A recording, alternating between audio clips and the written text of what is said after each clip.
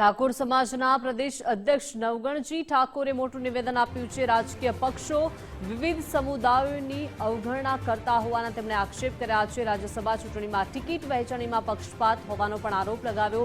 કહ્યું કે ગુજરાતમાં ઠાકોર સમાજની અવગણના કરવામાં આવે છે। સમાજમાં યોગ્ય સંતુલન જાળવી રાખવા માટે પક્ષોને અપીલ છે। ધીમે ધીમે મોટા સમાજોને સાઇડલાઇન કરવામાં આવી રહ્યા છે। ન્યાય નહીં મળે તો 2027ની ચૂંટણીમાં પરિણામ ભોગવવા પડશે। સોમવારે ફોર્મ ભરવાના છે। 4માંથી એક પ્રતિનિધિ અમારો આપો। સંગઠન અને નિમણૂકો સહકારી તંત્રમાં અન્યાય થતો હોવાનો દાવો કર્યો।